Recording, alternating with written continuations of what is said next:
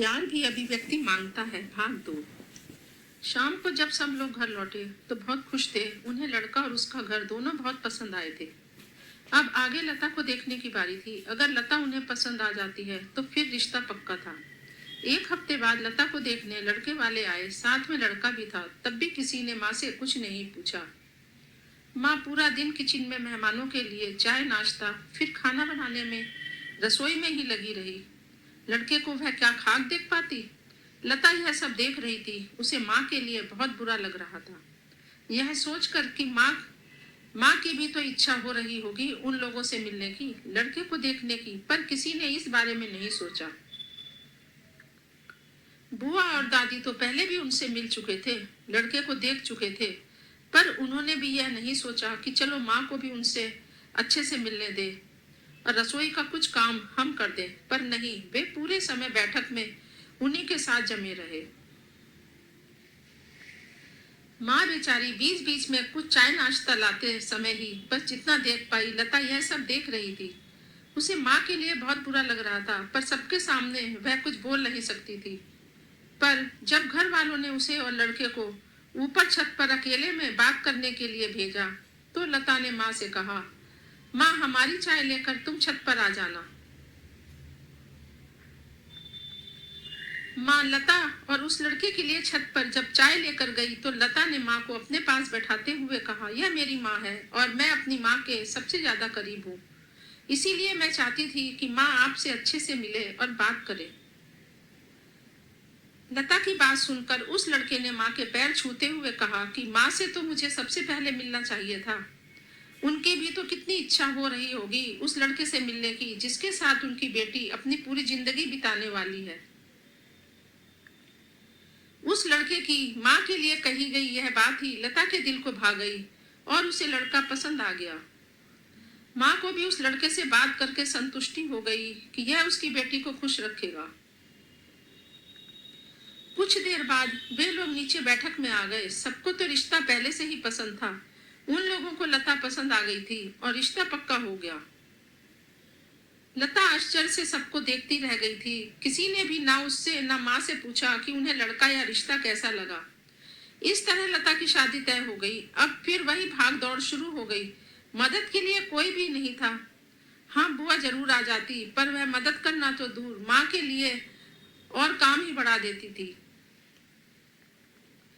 दीदी जल्दी आ तो गई, पर उसका भी कोई फायदा नहीं था क्योंकि दीदी की छोटी गुड़िया थी जो अभी 1 साल की हुई थी। इसीलिए दीदी का अधिकतर समय उसे देखने में ही चला जाता। फिर भी वह जितना हो सकता उतना काम करने की कोशिश करती ही रहती। हर बार की तरह माँ पर ही काम का बोझ बढ़ने लगा, जिसकी चिंता किसी को नहीं थी, सिर्फ लता के सिवाय। अंत में लता ने ही इसका उपाय भी खोज निकाला। उसने अपनी सहेली की मदद से 2 ऐसी महिलाएं ढूंढ निकाली जो घर में खाना बनाने और घर का पूरा काम करने का ही काम करती थी। लता ने बिना दादी को बताए चुपचाप बाबा से इस बारे में बात करी। पहले तो बाबा राजी नहीं हुए, पर जब दीदी ने भी उसका साथ दिया तो बाबा भी मान ही गए क्योंकि दीदी को भी गुड़िया के साथ काम करने में परेशानी तो हो ही रही थी। दोनों महिलाओं को शादी के 15 दिन पहले से काम पर बुला लिया गया। माँ तो डर रही थी कि कहीं दादी बिगड़ ना जाए। ना तो माँ ने काम वाली रखने के लिए कहा, ना उन्हें वह घर लेकर आई। फिर भी दादी के ताने उन्हीं को सुनने को मिले। जो भी हो, उन दोनों को काम पर रखने से माँ को काफी मदद हो गई। अब वह बाकी काम आराम से कर सकती थी क्योंकि उन्हें अब हर समय रसोई में नहीं खटना पड़ता था। इस सब से यह लाभ हुआ कि माँ ने दीदी की शादी से भी अच्छे से लता की शादी का काम संभाला, कहीं किसी बात की कोई कमी नहीं रखी। इस तरह मेरी यानी लता की शादी हो गई और मैं ससुराल आ गई। ससुराल का माहौल भी कुछ अलग नहीं था। सासू माँ दादी का ही दूसरा रूप थी। नंद रानी की शादी हो चुकी थी और वह अपनी ससुराल में थी। यदा कदा मायके आ जाती थी, पर किसी बात पर ज्यादा हस्तक्षेप नहीं करती थी। पर हाँ, पतिदेव यानी रवि जी बाबा के मुकाबले कुछ शांत स्वभाव के थे। उन्हें बाबा से गुस्सा भी बहुत कम आता था।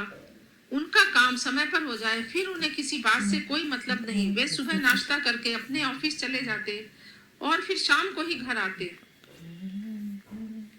लता अब काफी शांत स्वभाव वाली हो गई थी। सासू माँ कुछ भी कहती पर वह कोई जवाब नहीं देती। सासू माँ थी तो बहुत तेज। उन्होंने लता के घर आते ही घर के सारे काम लता के ऊपर ही छोड़ दिए। अपना पूरा समय या तो टीवी देखती या अपनी सहेलियों के साथ बातें करने में बिताती थी। लता को घर में बहुत अकेलापन लगता क्योंकि उसके साथ बात करने के लिए घर पर कोई नहीं होता। सासू माँ जितनी देर घर पर होती उसे 1 मिनट को भी बैठने तक नहीं देती। पूरे समय किसी न किसी काम में लगाई रहती और जब घर से बाहर भी जाती तो उसे कुछ काम करने के लिए ही बोल कर जाती। घर में लता के साथ बात करने के लिए कोई नहीं होता, जिससे वह बहुत अकेलापन महसूस करती। शाम को जब रवि घर आते तो उसकी इच्छा होती वह उनसे बातें करे, उन्हें अपने पूरे दिन की दिनचर्या बताए। एक तो रवि बहुत ही शांत स्वभाव के थे, जिस कारण उनकी ज्यादा बात करने की आदत नहीं थी। ऊपर से सासू माँ उसे टोक देती थी कि वह अभी अभी तो थक कर आया है, उस पर तू अपनी दिन भर की बातों का पुलिंदा लेकर उसके सिर पर सवार हो जा। बेचारे को कुछ देर चैन की सांस तो लेने दे। बेचारी लता दिन भर किसी तरह शाम के इंतजार में सासू माँ के तानों के बीच काम करती रहती, यह सोचकर कि शाम को रवि आ जाएंगे तो फिर वह उनसे अपने दिन भर की बातें करेगी। पर ऐसा कभी हो ही नहीं पाया। रात में भी उसे रसोई का सारा काम समेटते देर हो जाती। फिर रवि खुद ही कह देते कि उन्हें सुबह ऑफिस भी जाना होता है, इसीलिए वे थक गए हैं और सोना चाहते हैं। बेचारी लता शाम के इंतजार में पूरा दिन निकाल देती और फिर शाम को वही सब रोज होता। अब कई बार तो उसका मन करता इस घर से दूर भाग जाऊं, क्योंकि इस घर में उसकी किसी को कोई चिंता नहीं है। सारा दिन सासू माँ की चिक चिक और शाम को रवि घर में होते हुए भी उसके लिए नहीं के समान ही होते थे, क्योंकि या तो टीवी देख रहे होते या अपने मम्मी पापा के साथ बातें कर रहे होते। घर में कोई नहीं था जिससे लता अपने दिल की बात कर सके। वैसे देखने में तो सब बहुत अच्छा था। सब कहते हैं लता को बहुत अच्छा घर परिवार मिला है, पर उसके अकेलेपन को किसी ने नहीं देखा। शादी के बाद शुरू में तो रवि उसे छुट्टी के दिन कहीं बाहर घूमने या कोई फिल्म दिखाने ले भी जाते थे। पर एक दिन फिल्म देखने गए थे, वहीं उन्हें रवि के एक मित्र मिल गए जो बच्चों और पत्नी के साथ फिल्म देखने आए थे। उनके अनुरोध पर ही लता और रवि भी उनके साथ खाना खाने एक होटल में चले गए, जहां से घर आने में उन्हें थोड़ी देर हो गई और शाम का खाना सासू माँ को खुद बनाना पड़ा। फिर तो घर में जो हुआ उसके बाद वह कभी लता को बाहर लेकर ही नहीं गए। सासू माँ पूरे 1 हफ्ते तक बेटा बहू से नाराज रही। लता का मन भी उस दिन बहुत सा खराब हो गया था। लता ने धीरे धीरे पूरा घर अच्छे से संभाल लिया था। वह घर का सारा काम बहुत अच्छे से करती। रवि और ससुर जी को तो कभी उससे कोई शिकायत ही नहीं होती थी, पर सासू माँ कभी संतुष्ट नहीं दिखाई देती थी। इधर लता जैसे जैसे घर का सारा काम संभालने लगी, वैसे वैसे उसके अंदर कहीं पर एक खालीपन भी जन्म लेने लगा था। लता दिन भर काम करती रहती, पर फिर भी कभी कुछ गलत हो जाए तो उसे भी अपनी माँ की तरह ताने सुनने पड़ते। रवि बहुत ही शांत स्वभाव वाले थे, इसीलिए घर के किसी काम पर कुछ नहीं बोलते। ऑफिस से घर आते ही सासू माँ उनसे लता की दिन भर की शिकायत करती, पर वह कुछ नहीं बोलते। कभी लता कुछ कहने की कोशिश करती तो वह कह देते, यह तुम दोनों सास बहू का मामला है, तुम खुद ही निपट लेना। पर उनकी एक अच्छी आदत भी थी, वह कभी भी सासू माँ की कही हुई बातों पर लता से कुछ नहीं कहते, क्योंकि उन्हें अपनी माँ की आदत पता थी। पर लता को कभी कभी उनके चुप रहने पर भी बहुत गुस्सा आता, जब रवि किसी गलत बात पर माँ को नहीं टोकते थे, सब जानने के बाद भी कि माँ गलत है। वे सासू माँ से कुछ नहीं कहते। लता को रवि की यही बात बहुत बुरी लगती और वह चुप रह जाती। वैसे तो रवि लता से कुछ भी नहीं कहते थे। इसी तरह की उथल पुथल के बीच लता को पता चला कि वह माँ बनने वाली है। घर में सब खुश हो गए। सासू माँ तो तुरंत ही ससुर जी को लेकर मंदिर चली गई। रवि ने सिर्फ लता को शुभकामनाएं दी, बस फिर अपने काम पर चले गए। लता ने सोचा कि शायद शाम को रवि या तो उसे कहीं बाहर ले जाएंगे या कोई तोहफा तो जरूर देंगे, पर शाम को रवि रोज की तरह ही घर आए और हमेशा की तरह ही खाना खाकर सो गए।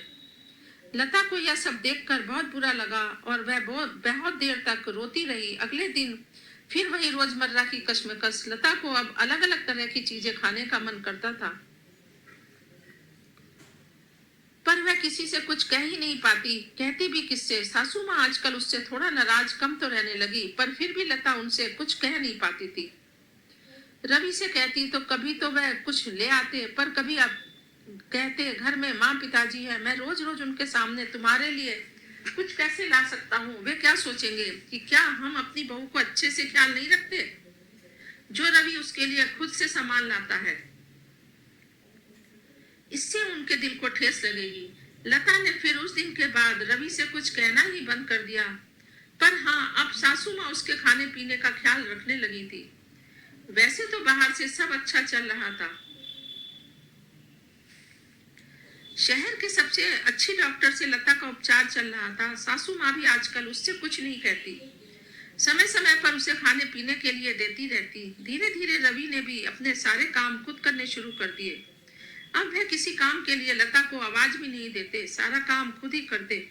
सब अच्छा होने पर भी लता के अंदर कुछ टूटा सा रहता, जिसकी वजह से वह और भी अंतर्मुखी हो गई थी।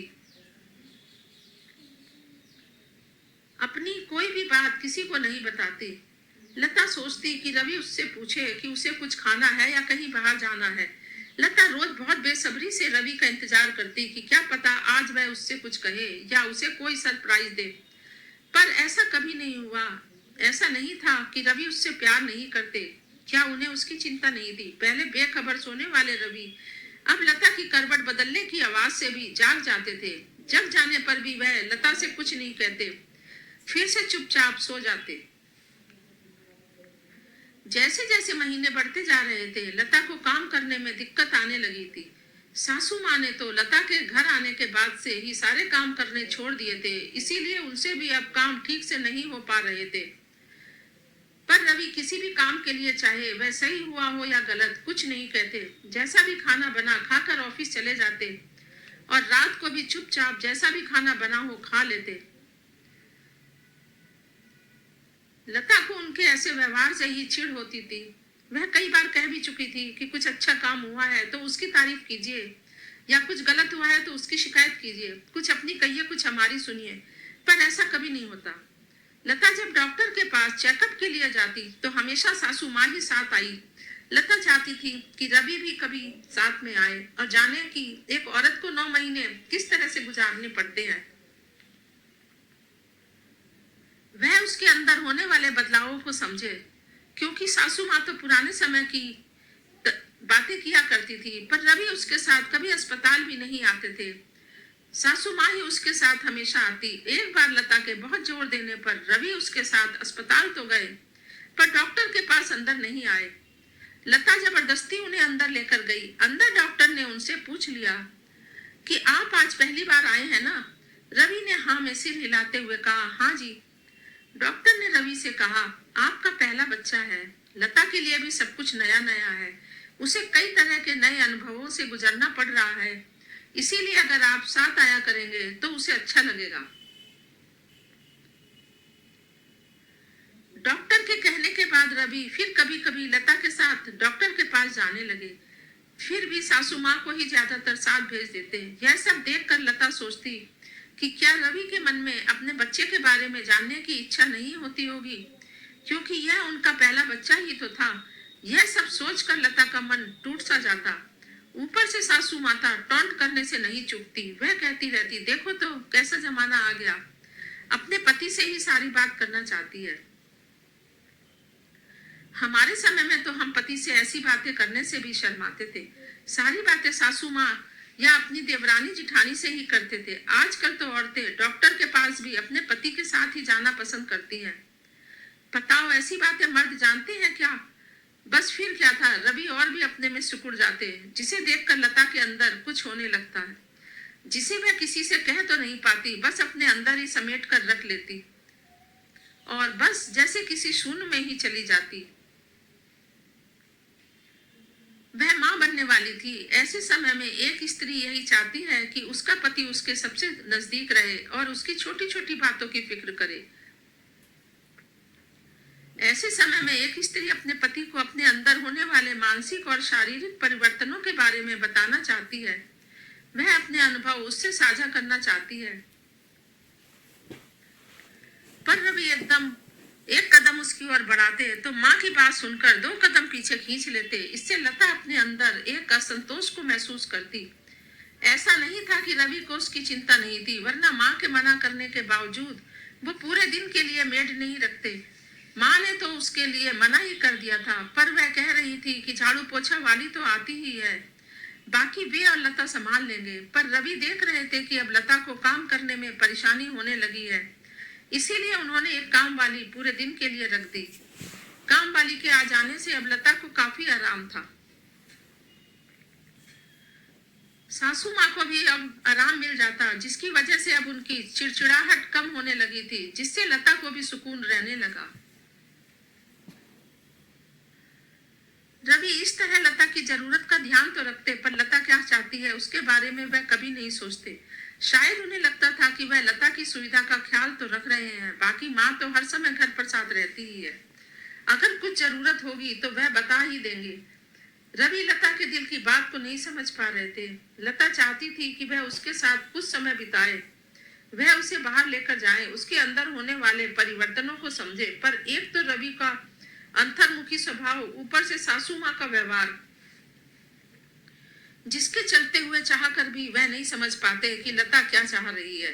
रवि लता की परवाह करते हैं, यह बात लता भी जानती थी, पर वह चाहती थी कि रवि वे सब उससे कहें जो वह महसूस करते हैं। वह थोड़ा सा समय बस उसके लिए रखें, कभी कुछ दिन बिना जरूरत के कुछ बताएं, बिना भी उसके लिए करें, जिससे उसे खुशी मिले। क्योंकि लता का मानना था कि प्यार दिल में दबाने के लिए नहीं होता, वह सामने वाले को एहसास करने के लिए होता है, क्योंकि प्यार भी अभिव्यक्ति मांगता है। पर ना कभी रवि को यह बात समझ आई और ना कभी रवि समझ ही पाए। वक्त बीतता गया और वह समय भी आ गया जब लता ने अपने बेटे सुमित को जन्म दिया। सब लोग बहुत खुश थे। रवि की आंखों में खुशी साफ दिखाई दे रही थी, जिसे देखकर लता भी बहुत खुश हो रही थी। पर वह चाहती थी कि रवि कुछ पल के लिए उसके पास आए और उससे अपनी खुशी साझा करें, क्योंकि वह खुशी के पल उन दोनों के साझा पल ही तो थे। पर ऐसा हो नहीं पाया। सासू माँ पूरे समय उनके साथ थी। जब वह कहीं जाती तो रवि तब भी उसकी इच्छा पूरी नहीं कर पाते। इस सब से लता के अंदर जो खालीपन कभी कभी दिखाई देता था, वह अब अपनी मजबूती बनाने लगा था। शेष कहानी अगले भाग में। धन्यवाद। कृपया मेरे चैनल को लाइक और सब्सक्राइब करके बेल आइकन का बटन अवश्य दबाएं।